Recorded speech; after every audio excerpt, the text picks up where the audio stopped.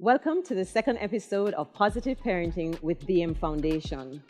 In our last episode, we spoke with Linda Craigie Brown, President of Parenting Partners Caribbean and a clinical social worker, on what is positive parenting.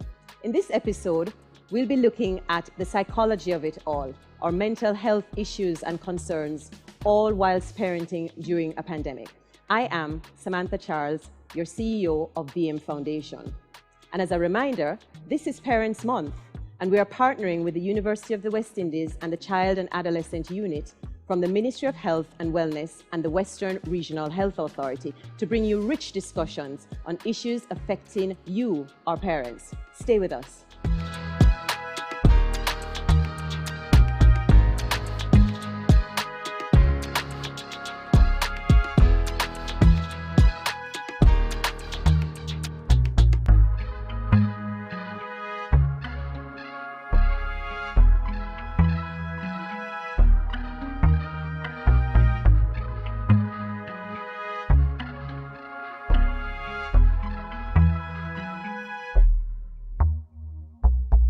In this episode, we'll be focusing on the psychology of it all, parenting in a pandemic. With me is clinical psychologist at the Western Regional Health Authority and the University of the West Indies, MONA's Western Jamaica campus, Georgia Rose. Georgia Rose is actively involved in mental health, education, and early childhood development. She holds a Master of Science degree in clinical psychology and is currently pursuing a Doctor of Philosophy in infant and early childhood development.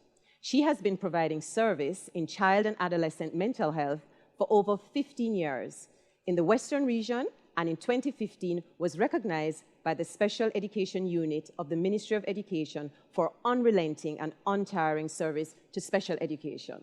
Welcome, Giorgio. Thank you so much for having me, Samantha. So tell us a little bit about your interest in mental health.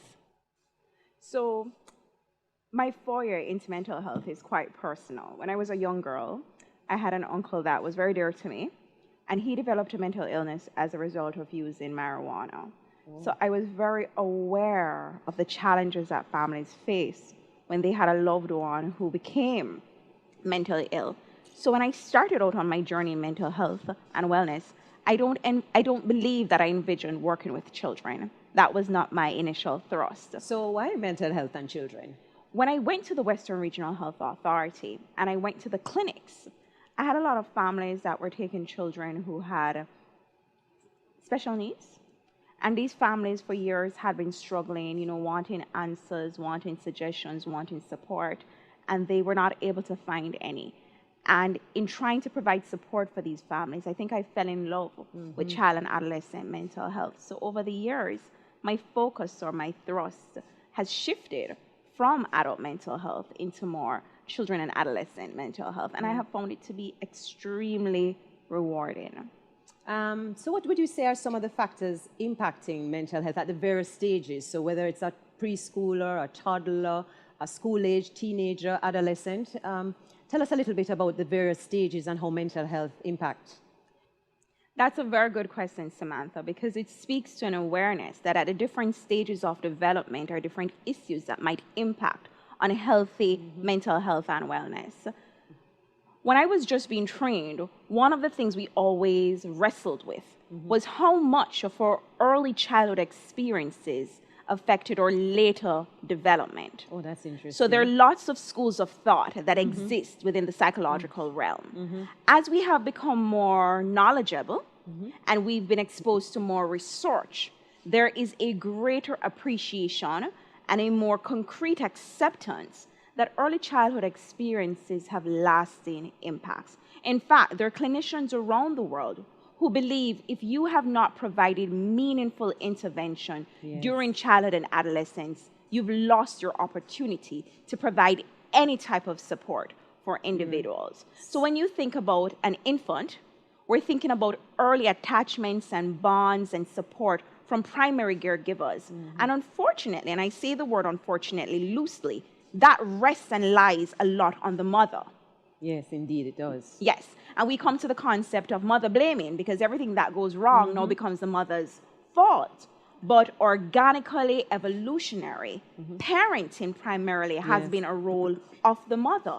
So if you think about early traditional societies, the women remained as the nurturers and the men went out as the hunters and the gatherers. And that still obtains within our society, no matter how advanced we become. And is that enough, though? Is that enough that the mother is the only one or perceived to be the only one being the nurturer? It cannot be. Okay. It cannot be, because the roles of mothers have changed over the years. Yes, indeed. So most mothers don't remain at home alone. We go out and we contribute to the workforce, and we contribute to the bread that comes home to pay the bills and meet the financial needs of the family. So And you if find mothers are overwhelmed. Right. And if that mother is doing that much, how much time does she have to be doing that early intervention? Early intervention that will help a child growing up. So we're talking about things very basic, such as breastfeeding. Yes. The Harvard Center for the Developing Child has introduced a topic or a concept called serve and return. And the first time I was introduced to it, I laughed, because I said, this is very basic socialization at its core. And what serve and return really speaks to is the ongoing human interactions between caregiver and child, once again, usually mother, that facilitates healthy brain architecture. So what the research is telling us, when the mother coos at the baby, and the baby coos back, and the mother smiles, and the baby responds, then it interferes in a positive way on the neural connections in the brain, and it promotes healthy and stable development. So when you speak of infancy, you're talking about that early mother-child interaction. Yes. As the child starts to develop and become a little bit older, we're talking about our engagement with our external world. So your pair interactions, when children become aware that there are other children in the world, that they start to engage in this shared symbiotic play with other children, and they develop skills that cement their humanness. And as you get a little bit older, you enter into school. And Jamaica has done exceptionally well for early childhood structured academic instruction. But with the pandemic, all of these normal organic processes have been interrupted. Indeed, those relationships have changed. Yes. And changed not so much for the better. Exactly. And you've just said how important it is to form those formative early relationships are very important to determining the mental health status of children later on in life as they grow older. I don't think as a people we are very conscious of how important our social relationships are. You know, we're a very independent society. We're made up of very hard workers. And many times we like to speak of, I can do it alone. You know, I don't need anyone else. But that is such a fallacy. It's a misconception. We don't realize how much our human interactions make us human. Indeed. So and you're a parent, Samantha. I'm a parent. And if you recall, your children are more grown than my children. My children are still in that early childhood stage of development. Or children at particular stages in their lives, they crave that pair interaction. So when you get into your teen years, you know, I often hear my parents telling their teenagers, my adolescents, you don't need friends. You have great family support. What do you need friends for? Why are you always talking with your friends? Why are you always craving your friends? But this is a normal passage of adolescence, and it fortifies their development so that when we become adults and the demands and challenges of life come at us, we are prepared. Yes, I think it speaks to the strength of relationships and the necessity of relationships at a very early stage. So socialization, going to school, meeting friends, having play dates, very important to the development of a child in how we speak, how we communicate, how we interact. And so these things all play a part in our mental health. What would you say are some of the coping strategies then? You know, children are affected at various ages. And certainly in this pandemic, we want to be able to assist in as best as we can because we understand the challenges that a number of our children have been faced with. And so what would you say are some of the coping strategies that children can utilize to deal and manage this stress, as well as how do parents recognize that there may be an issue? Beautiful question, Samantha. You used the word, you said necessity. If I could imprint on parents one thing. I want us to have an appreciation, those of us that are involved in the shaping and the formation of children and adolescents, is how much that stage of development is necessary. Children and adolescents are not young adults. They are in a unique space by themselves. The literature tells us that we spend the least amount of time in childhood and adolescence, but it is the most influential and formative. So when we think about how we recognize that children may not be coping well, how do we recognize that children might be experiencing stress? The first thing we have to appreciate, respect, and acknowledge is that typical normal childhood interactions have been disrupted by the pandemic.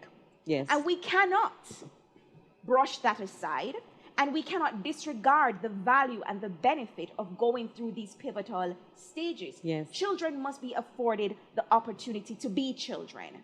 They must be allowed to play.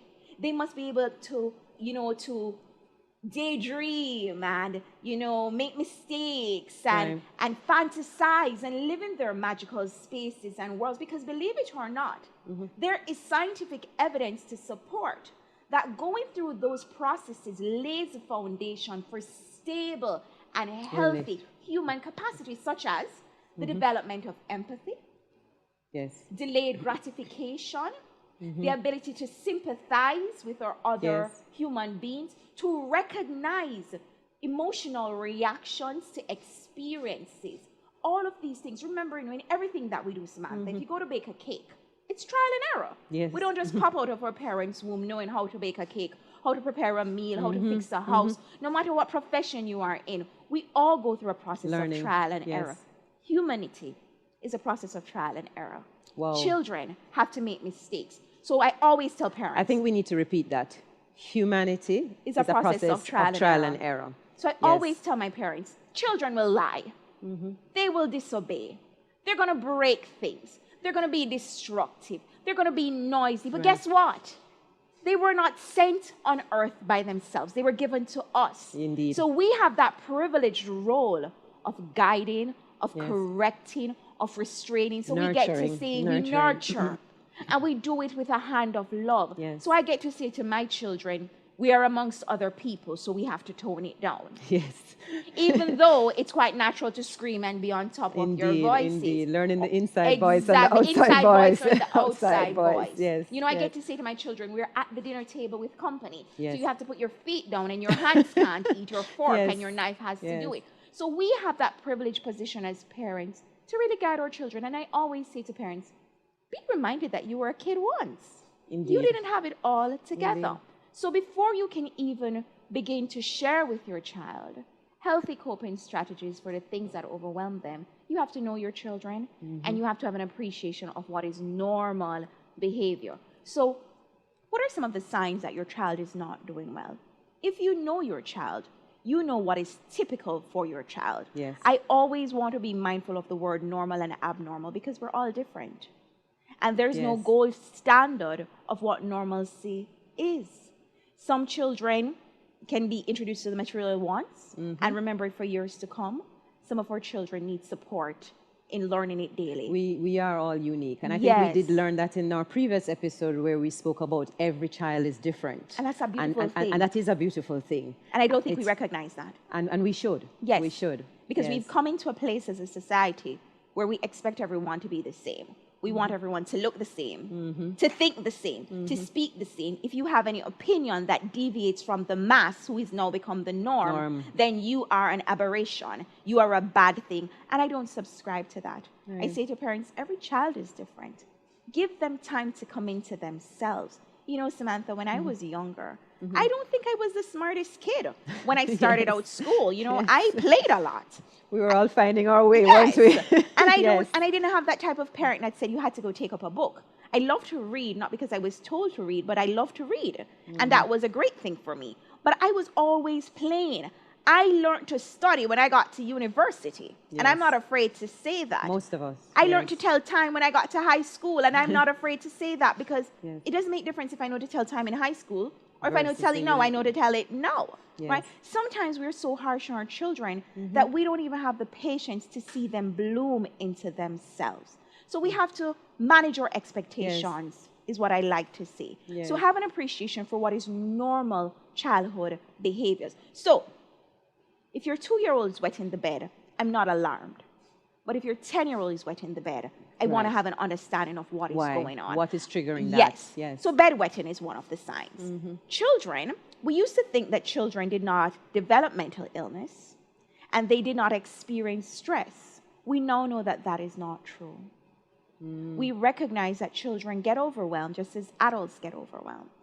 Yes. And it is important that we respect that. And they can be overwhelmed by different things. If we think about how this pandemic has disrupted typical childhood, they have been separated from their friends. Their opportunities to play in safe spaces has been reduced. Socialize and build relationships. Yes. You know, and that is, I think that is one of the biggest travesties of the pandemic, what it has done to our children.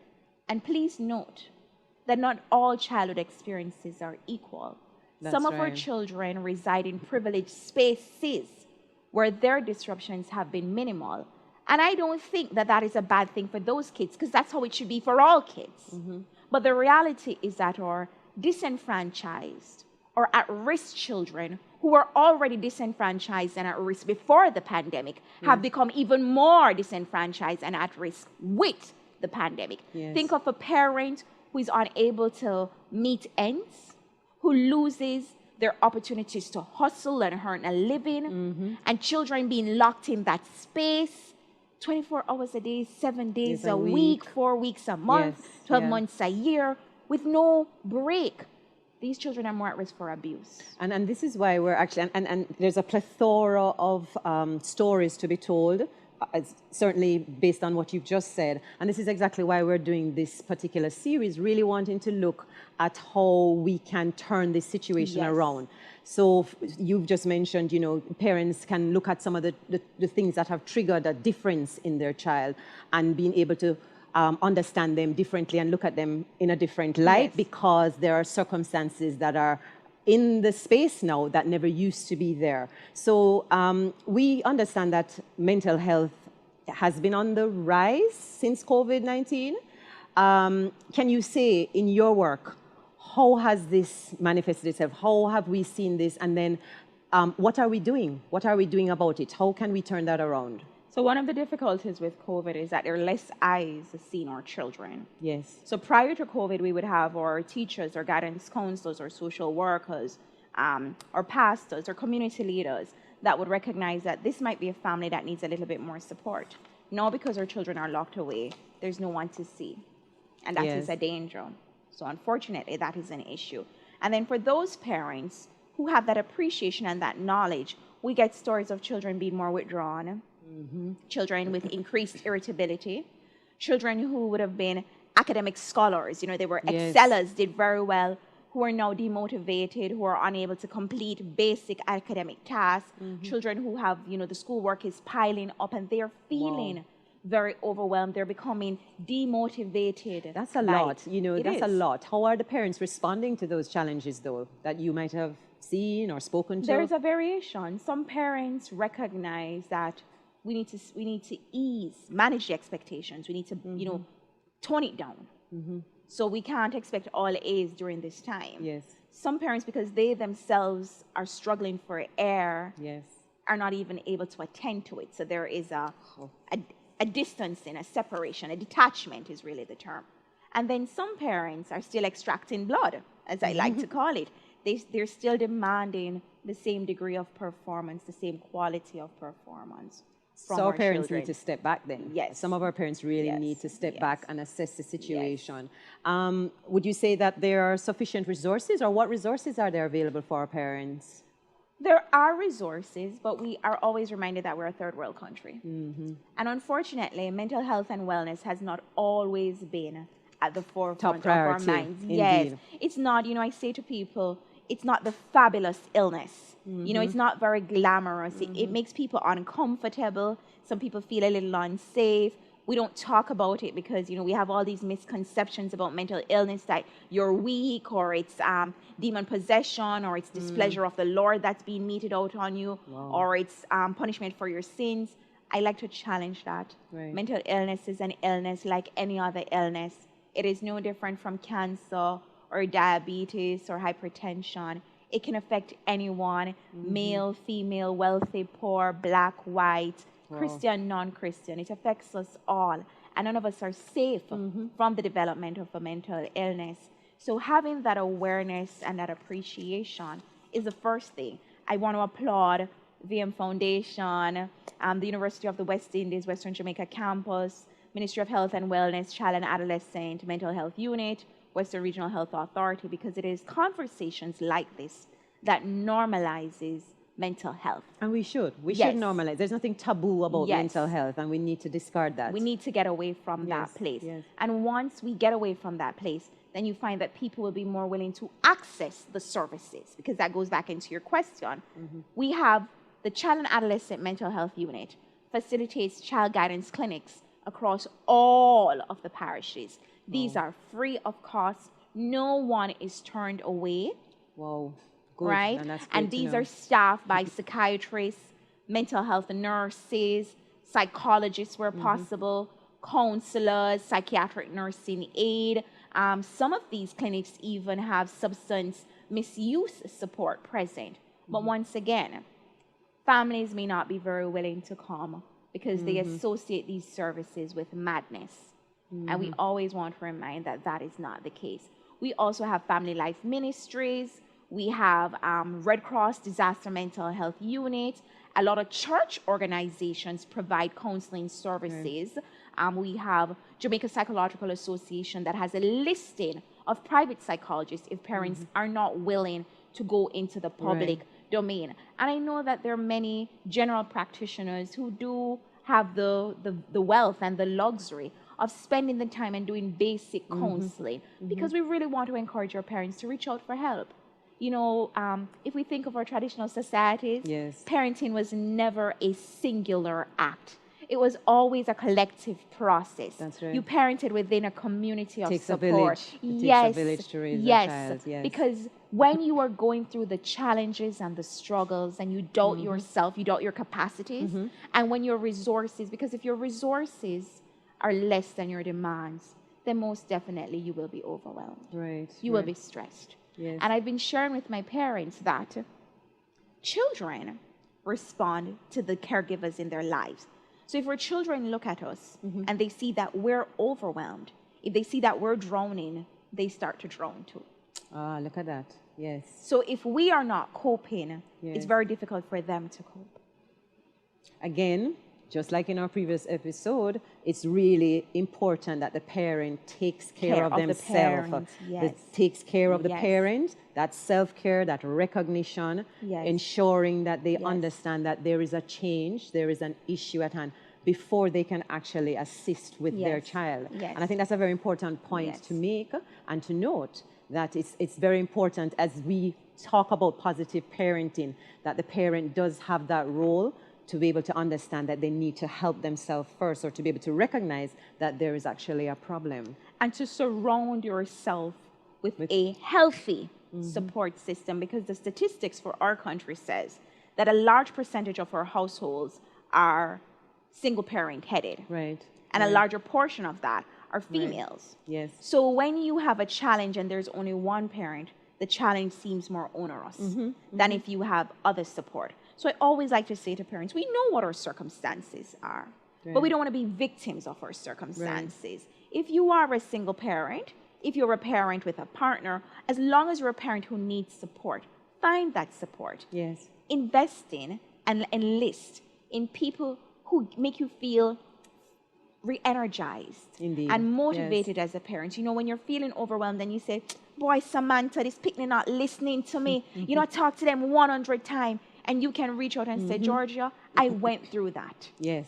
It's yes. normal. Yes. Believe me, they will grow through it. Here are some things that I tried with my child that work. Maybe you would like to attempt it. Yes. That makes a big difference. Very important. I think, as you said earlier, you know, support is very important, Yes. and being able to recognize that you need support. Well, Georgia, we could go on and on and on. This has been a very interesting conversation with lots of valuable information. You've spoken a lot to the resources. You've spoken a lot about the parents and how they need to understand themselves to be able to attend to their children and be able to help them as well. So I want to thank you. Thank you so much for coming today. And thank you for being here to inform our parents of what they can do when they have issues such as this in their home. Thank you so much for having me, Samantha, and I wish you all the best. And thank you so much for partnering with us on this as well. And thank you to everyone for watching. This has been Positive Parenting with VM Foundation. I'm your CEO, Samantha Charles. Join us next time for another episode in the series. If you need support as a parent, you may call the National Parenting Support Commission at 876-560-9272. There is also support for our children at the child guidance clinics at all our hospitals and health centers throughout Jamaica. We have the Child and Adolescent Mental Health Unit at the Ministry of Health and Wellness at 876-633-8100. There is also the Jamaica National Helpline for Children and Teens Safe Spot. Call them at 1-888-723-3776. And you may WhatsApp them at 876-439-5199. If you need to reach us at VM Foundation, please send us an email, vmfoundation@myvmgroup.com. We wish for you positive parenting experiences always.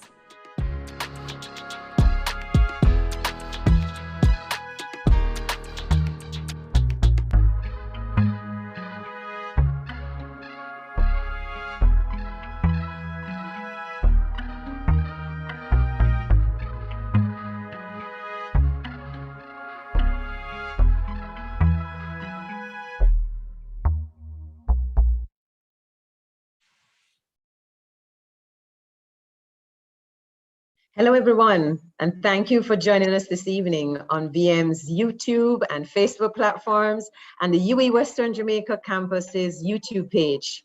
We'll be taking your questions and your comments now, and we ask that you place them in the chat feature below, and we'll take them as they come in.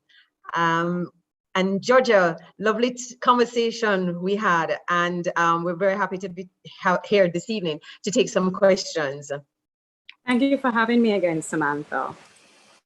Yes, so I don't actually see any questions now, but I do have some very interesting comments which I could ask you to just comment on as well.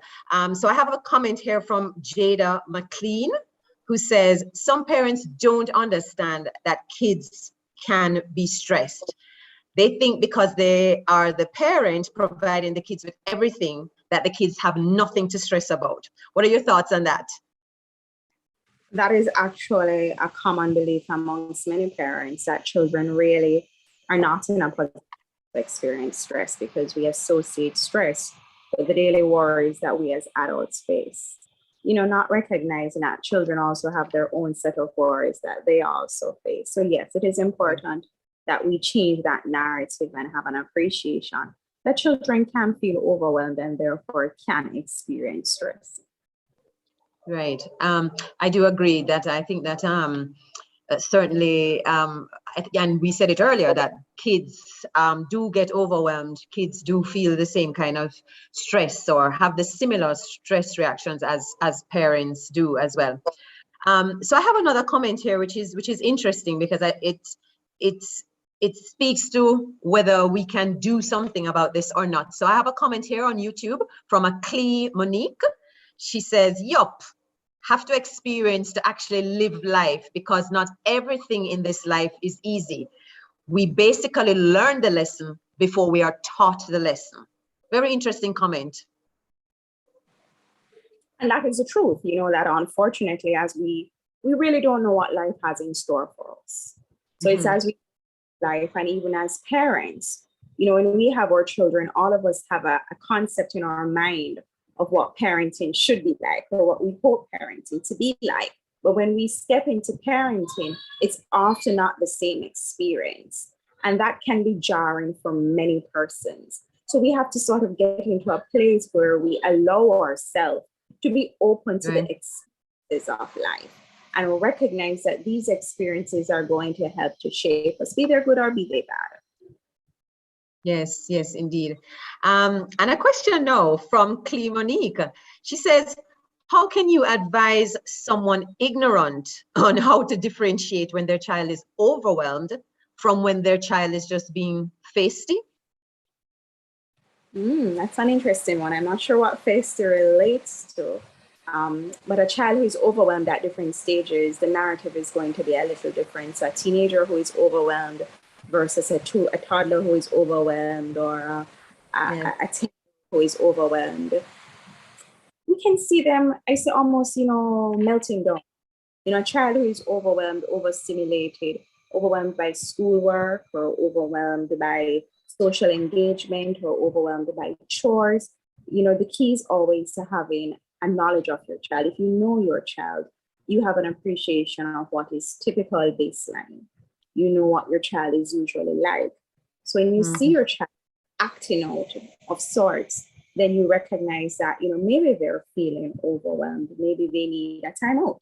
And the timeout could be maybe a nap, or maybe they need to be pulled back from all the extracurricular activities that they're involved in, or maybe they need to step away from the schoolwork. Maybe they need a break, all those things. And you spoke about some of this last night, Samantha, having an understanding that child to be sitting in front of a screen from 8 a.m.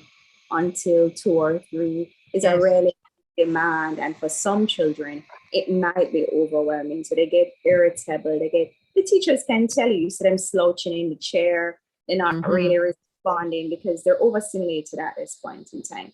And then a child that might be peppery, as we say in Jamaican lingo, or feisty, you would have already known that you have a feisty child. So that would not be something new to you. Yes. And you have your own strategies, for responding to that. Yes, I think because we're not living in normal times as we know them, it would be, I think a parent needs to recognize too, if the child is being feisty, as you say, or the child is doing something that's out of sorts, but knowing fully well whether their child has been a feisty child or not, and being able to recognize those things because you know your child, and noting that if anything goes kind of off skew, really out of the ordinary, then that might be the little light bulb that needs to go off to say, okay, maybe we need to just check this out. Yes. All right. So I have a question here from Chelsea. What are the signs that you as a parent is in need of psychological help? I think we kind of raised some of those in our chat, but it would be helpful to go over some of those again. I think that's a great question from Chelsea. So most definitely, if you as a parent or non-parent, how do you know that you could benefit? So let me not even say need, but how do you know if you can benefit from professional help? You have to also know yourself. Right. If as a parent you find that you are feeling overwhelmed by your child, so you don't look forward to spending time with your child, you have very little energy as it relates to your responsibilities as a parent, you're finding that your fuse is a little bit short, or you're getting upset at things that when you're finished being upset, you feel really bad about it, you feel really guilty, you're questioning yourself as a parent, you are being very negative or very harsh or critical of yourself as a parent. If you feel like you're not connecting with your child, if you feel like there is a divide, a separation between you and your child, those are signs or indicators that maybe you need to talk to someone who is not going to judge you or judge your approach to parenting, someone who is going to provide you with a safe space to speak about how it is that you are feeling and coping, because parenting can be a difficult process outside of a pandemic, and even more in a pandemic, because it carries a lot of weight with it. And most of us that enter into this journey and process of parenting, whether we do so willingly or unwillingly, we become very self-conscious. We ask ourselves, am I doing a good job? Did I handle it the right way? Am I making the right decisions? So if you get to that place where you're doubting yourself, you don't feel confident, you're not connecting with your child, you're feeling very overwhelmed, reach out for some support. I think you might have answered the next question from Jada McLean on YouTube, but I'll ask it anyway, because those are some really good points on how we can recognize when we're in need of this psychological help. But she asks specifically, how would you advise young parents? And we know we do have a few young parents around who are actually struggling with their own issues and parenting. Jada, great question. And both young parents and old parents struggle. Yes, yes, absolutely. But I want to give some words of wisdom. When I remember when I started out as a mother, my aunt, who is like a matriarch in our family, and that really helps all of the new mothers in the family to come into motherhood. I remember her just assuaging my fears by saying to me that everybody starts out as a young mother or a young father. Yes, yes. All start somewhere. So don't doubt your capacity to do a good job because of your youthfulness or because of your new entry into parenting. So whether you enter at 18 or at 20 or at 30, once again, it goes back to the point that we made in the discussion, Samantha, that parenting is a singular act. It cannot be done on its own. There was a study in North America many years ago that looked at the relationship between chimpanzees and their infants. And what it found that chimpanzees chimpanzees who delivered their infants and were not surrounded by other chimpanzees were more likely to neglect their infant chimps. And those infants had high mortality rates. But chimpanzee moms who were surrounded by other chimpanzee moms much better in the role of mothering, and their infant mortality rate was extremely low. And this was a study that was printed in a parenting psychology magazine that reiterated the position that parenting requires support from other parents. So young fathers who are just stepping into this role, who are struggling with their own lives and their own circumstances, the best way to navigate through it is to align yourself with other parents who make you feel supported and whom you find when you engage with them, you become a little bit more competent and confident in your parenting. Yes, I think, as we said, it's support is so important.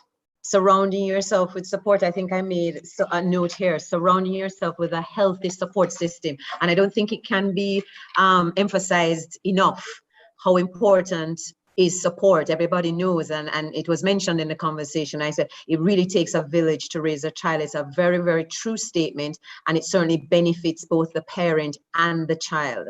And I think we really need to be very cognizant of that. So for young parents, it really does require you to have some kind of support system to kind of make you feel as if you're not doing this all on your own.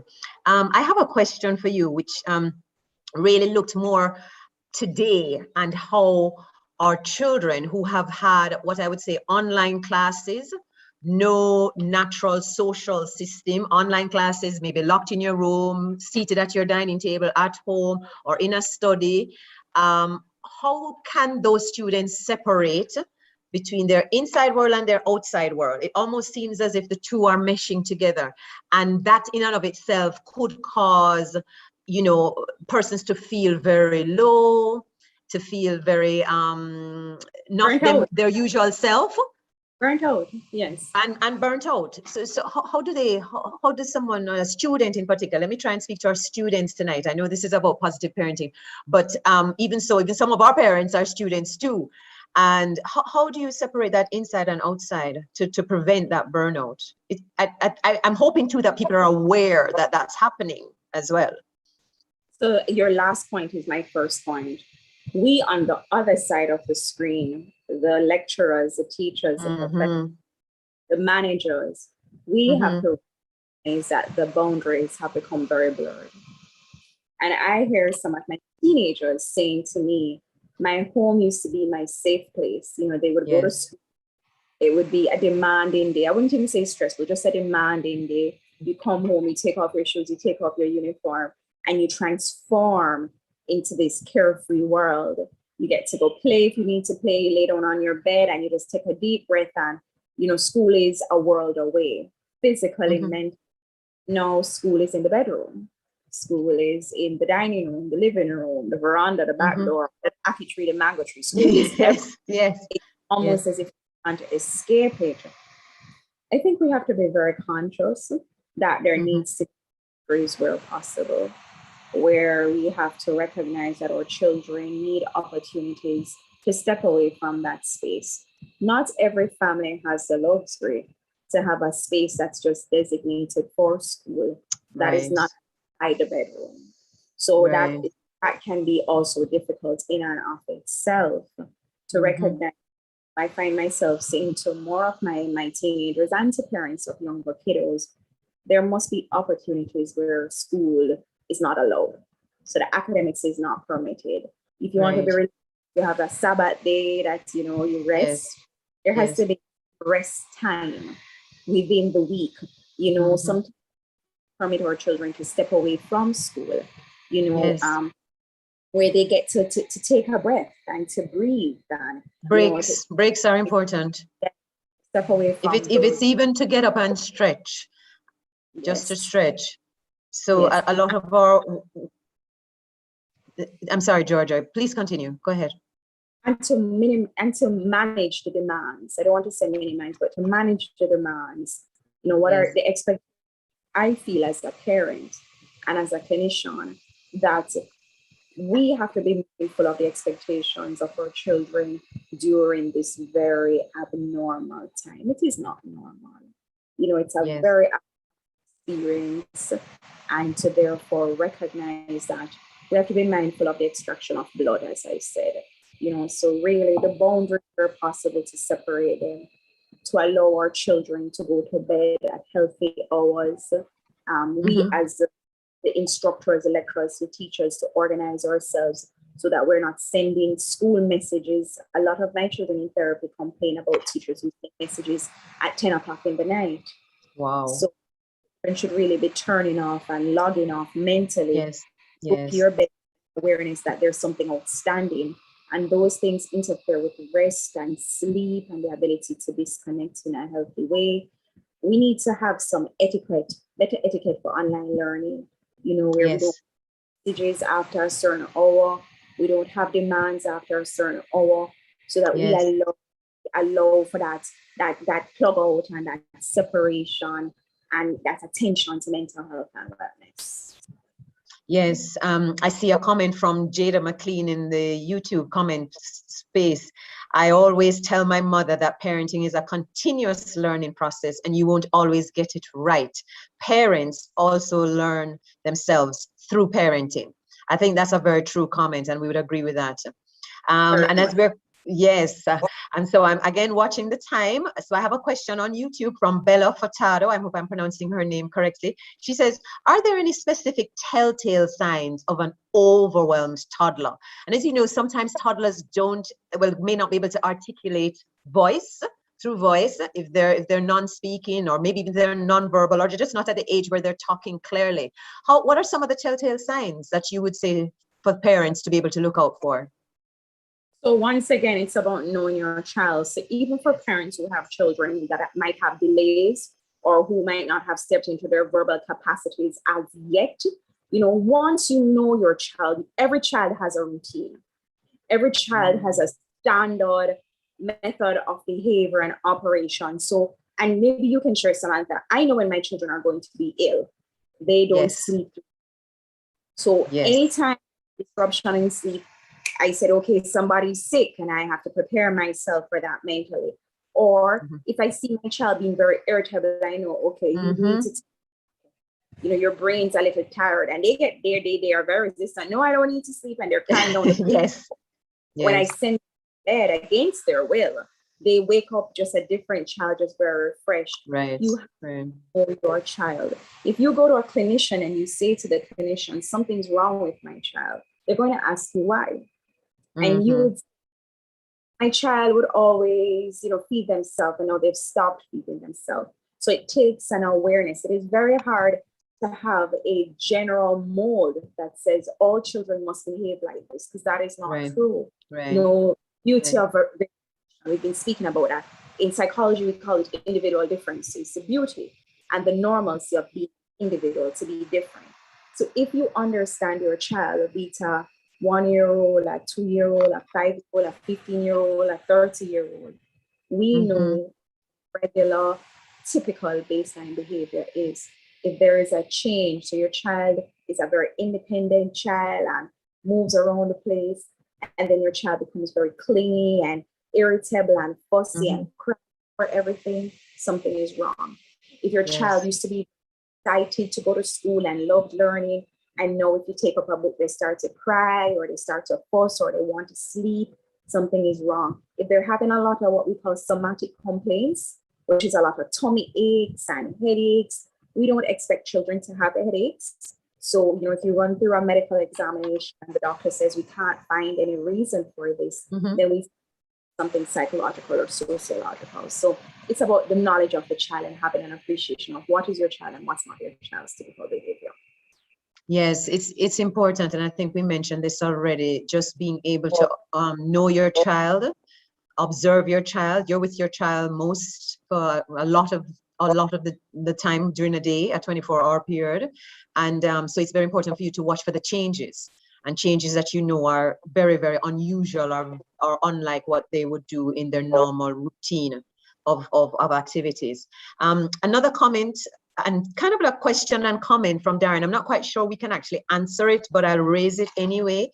Asking on YouTube, he says he's curious to hear from parents whether they think the volume of work has increased for their children due to the move online, and whether this has anything to do with our children's stress levels. So Georgia, maybe you can speak to your thoughts about whether the move online has increased stress levels. We may not be able to hear from all parents tonight, but yes.